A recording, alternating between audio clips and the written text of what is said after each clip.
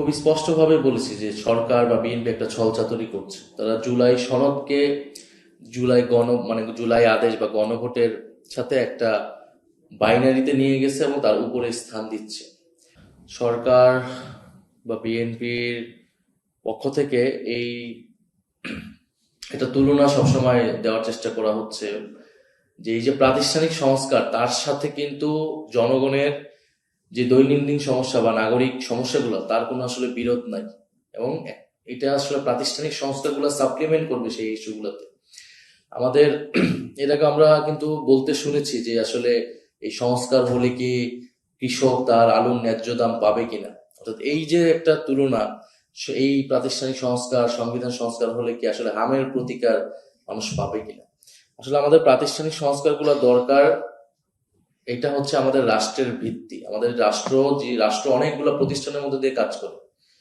ফলে আপনি যদি প্রতিষ্ঠানগুলোর মধ্যে অ্যাকাউন্টেবিলিটি নিশ্চিত করতে না পারেন, ফলে তখন আপনি নাগরিক সমস্যাগুলো অ্যাড্রেস করতে পারবে না।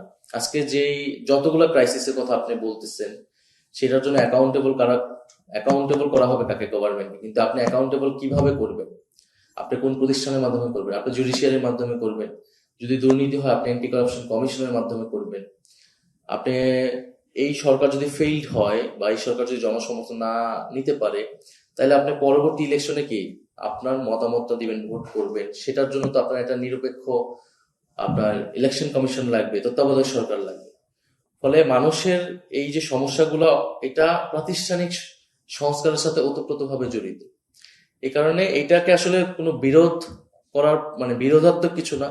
যেহেতু এটা আমাদের জুলাই গণ অভ্যুত্থানের পরে প্রধানতম এজেন্ডা ছিল, ফলে এটাকে আমরা এখনো অনেক বেশি প্রায়োরিটি দিচ্ছি। কিন্তু এমন না যে আমাদের দৈনন্দিন সমস্যা আমাদের সেগুলো নিয়ে আমরা কথা কম বলছি বা সেগুলোকে আমরা প্রায়োরিটি দিচ্ছি না।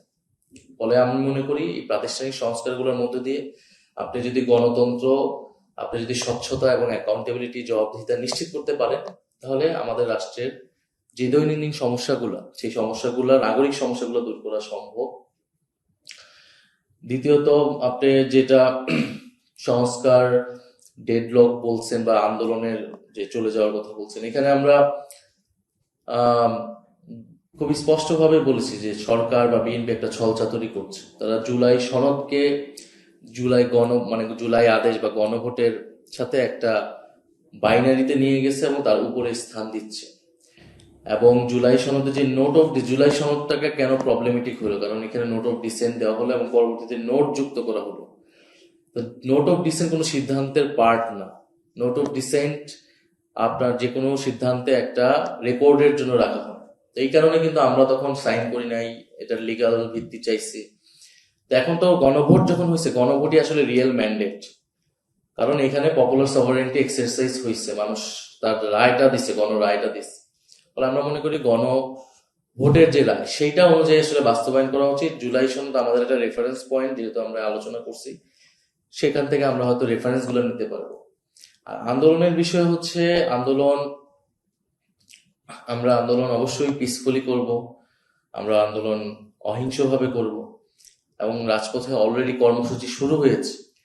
কিন্তু এই কর্মসূচি কতটুকু বৃদ্ধি পাবে, কতটুকু কঠোর অবস্থানে যাবে, এটা তো নির্ভর করবে সরকার কতটুকু এই আন্দোলনের সাড়া দিচ্ছে অথবা তারা দাবিগুলো মেনে নিচ্ছে। আমরা তো খুবই ক্লিয়ারলি বলেছি যে আমরা বিরোধী দল রেসপন্সিবল অপোজিশন হইতে চাই এবং কোঅপারেট করতে চাই গভর্নমেন্টকে।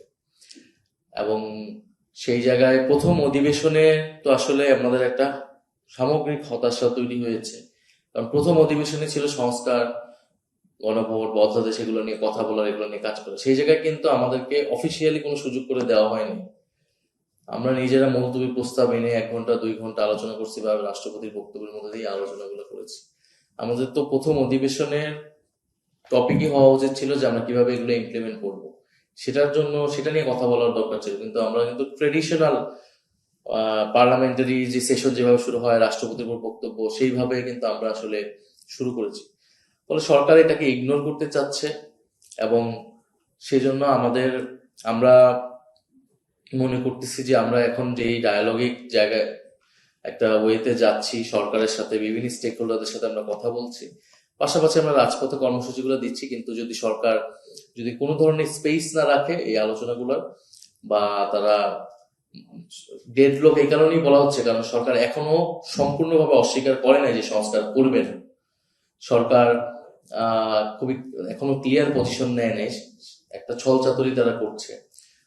তারা বলতেছে জুলাই সনদ করবে বা সংস্কার করবে বা অধ্যাদেশ যেগুলো ল্যাপস হয়েছে সেগুলো তারা নিয়ে আসবে, কিন্তু কবে নিয়ে আসবে, কিভাবে আনবে, কতদিনে হবে, এটা আমরা ক্লিয়ার না। ফলে এখানে একটা অচল অবস্থা আসলে তৈরি হয়েছে। এই অচল অবস্থা থেকে আমরা বের হতে চাই, এটার দায়িত্ব সরকারকে নিতে হবে এবং আমরা আমাদের জায়গা থেকে সেই জন্য কাজ করছি।